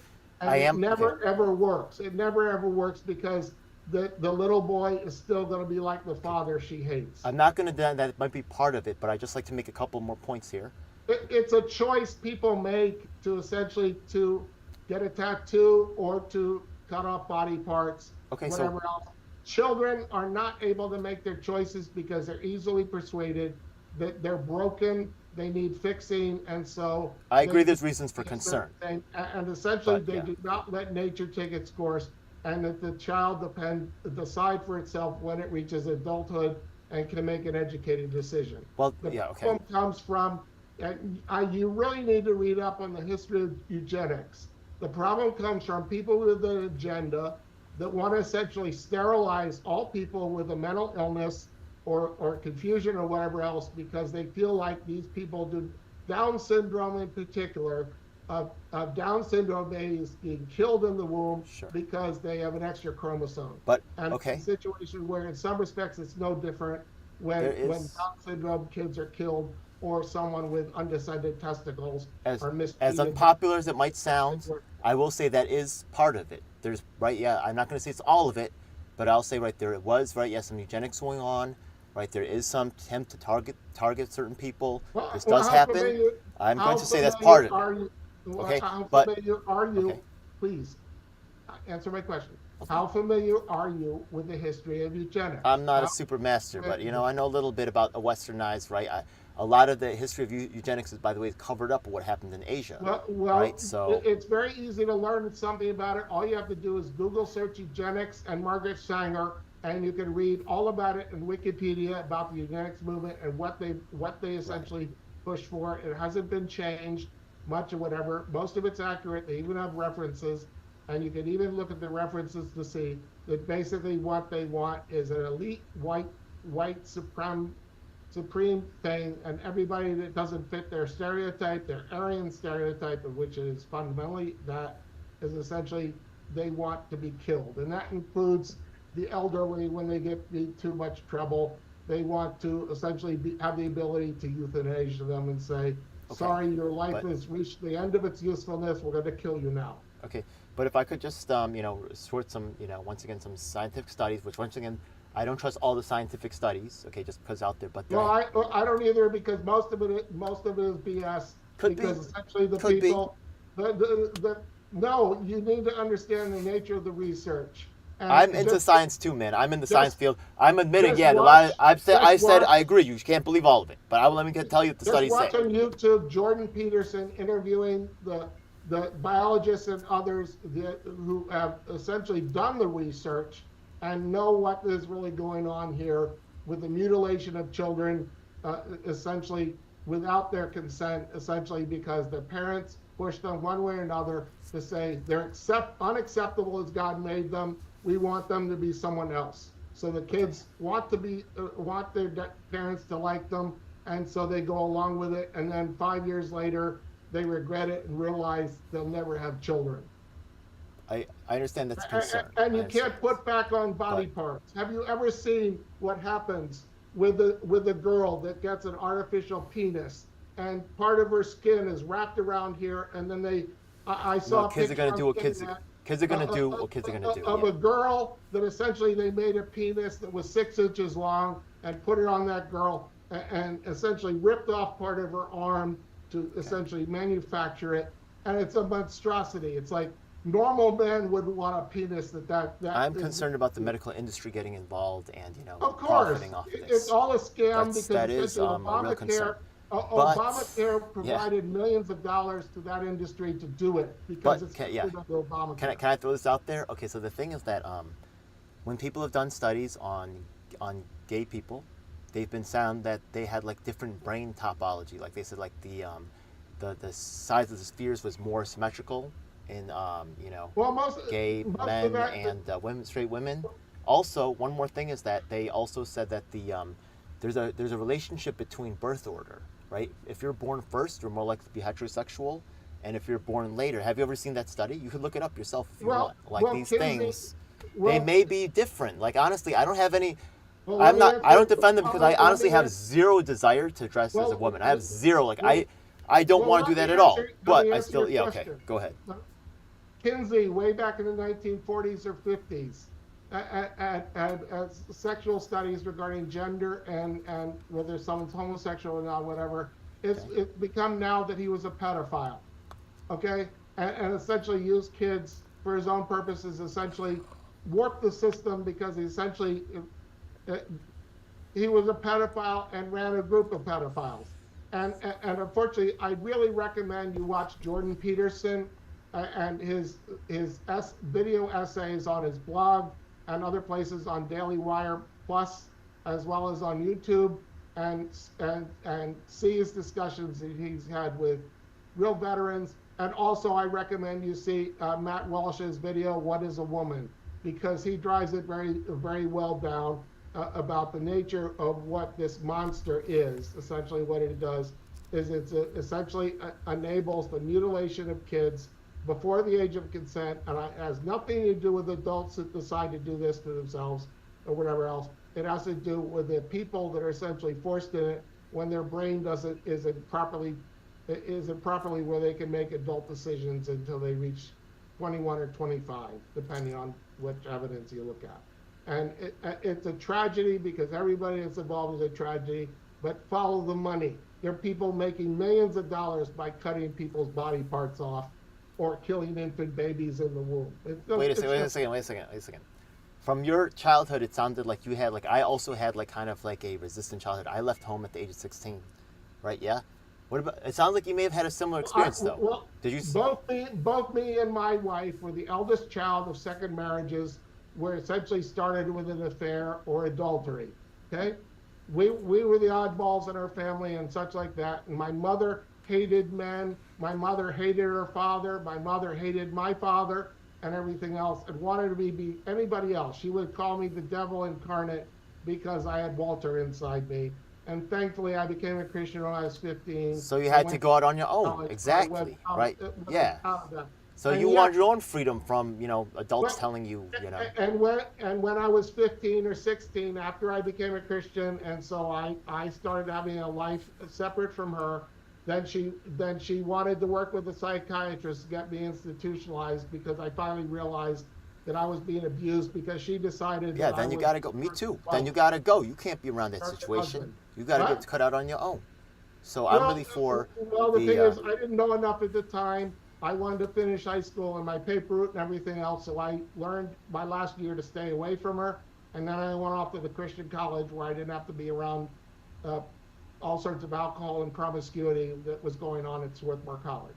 Yeah, so I was a paper boy in Swarthmore, and I was very aware of the moral excess and promiscuity that went on at Swarthmore, as well as drunken parties there. And I didn't want any part of it because my dad was an angry drunk, and but I became a Christian when I was 15, and that broke me out of the pattern, and that gave me a family where I met my wife in church, and we had 2 great sons. And basically, God's blessed me for all the years since I married my wife in 1984, and it's all because God provided me a family because I became a Christian in 1973, and that spared me from a lot of stuff like that, even any thoughts or temptations I might have had to self-mutilate myself, because in some respects, parts of my family thought that I'd be much better to be around if I was medicated properly. Hey, you survived, man. You're here, man. And honestly, I'm very grateful you came here. God pulled me out of things, and I even on my website, because I have Asperger's, I got interviewed by a Asperger's counselor, and I went into detail about the family I grew up in, and so I understand the history of that. And the fact is, when I have mentally ill mother and an angry drunk father, yeah, the kids are gonna be the ones that suffer, and the parents look like they're angels, when in reality they're depraved people that essentially, essentially. So they yeah, don't care man. about themselves, and it's in their interest to make sure. Leaving the kids under the parents' medical advice until the age of 25, like that wouldn't have worked for me. You know what I mean? But. I'm sad about what happened with you having to leave your home at age 16, and that's going to provoke a lot of things. But the last thing you needed was some supposed people that just said they cared about you to say, to be acceptable in IRs, you got to cut off your penis. If people can make money doing it, I'm sorry to say there will someone who does that stuff, and that's they just will. y'all got to be real about that. Yeah, there is. I was in I have medical experience. I'm telling you right now, the industry is hungry for money. It's just, there's got to be some skepticism. So I'm not against having a dialogue, and I really appreciate you coming on. Once again, all the people that's haters, hey, he's here on the channel. Appreciate that. Yeah, having a discussion with someone. I apologize for anybody that objected to my use of language, but I have Asperger's. I'm direct, and sometimes using a bad word is appropriate in different situations because sometimes saying horse feathers isn't enough. I'm not here to work with people who agree with me. I'm here to work with the people that show up. And in the end, right, whoever shows up, we'll have to make a negotiation and figure out where we're going to meet in the middle. because that's what's going to happen. The people that show up things are going to go that way. That's it. So thank you so much for being here. Thank you very much for the time, and email me again, and I will email you the link to the video so you can. But you probably have it there too, right? Oh, it's going live right now on my YouTube anyways, so it's already live. Okay. So Good. it's all done.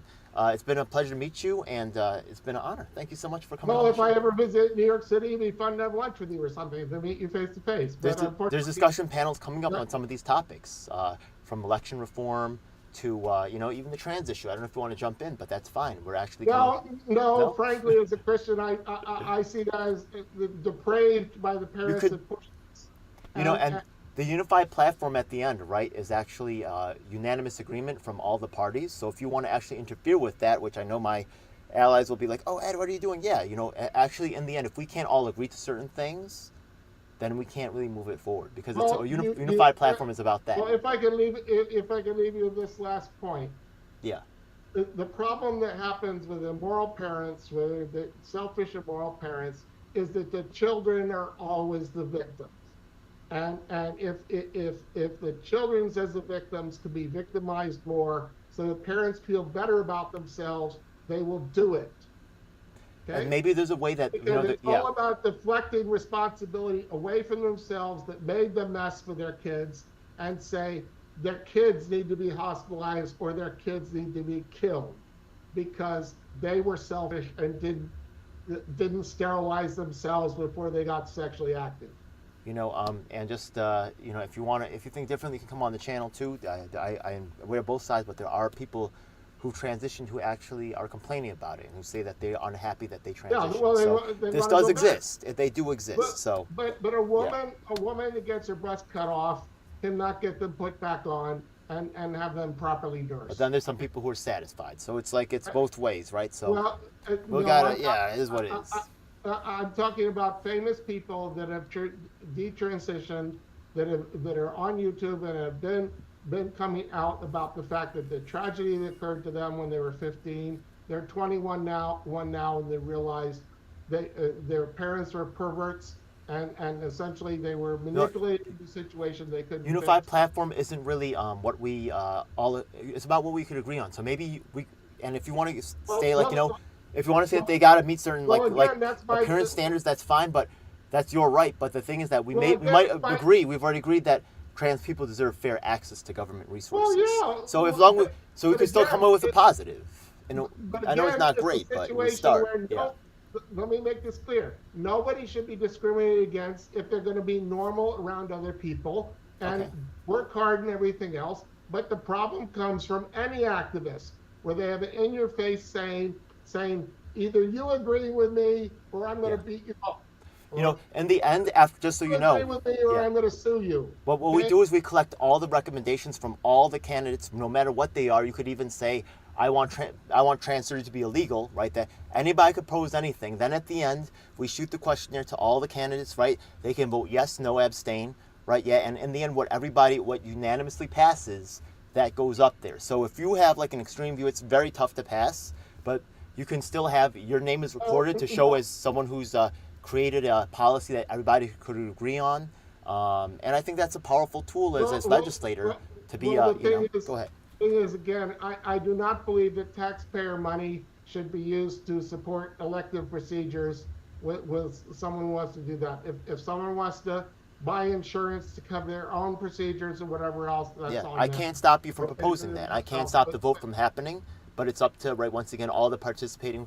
They'll have a chance. Maybe they don't even participate, right? Yeah, but if they want to, and we'll see what comes out of as a result. That doesn't mean taxpayers should pay for it. That's my point. Hey, that's your right to say that. You know what I mean? I feel I get you on that. Actually, I feel like with the abuse in the medical industry, and these people I that can agree support with some you, of that. Yeah, not not 100%. probably will not vote for me, but I'm not expecting to get their votes. That's what the democratic process is. If I don't represent their votes, they don't have to vote for me. Yeah, there's a lot that needs to be fixed. That's definitely true. So, thanks again for participating, and I really look forward to more conversations with you.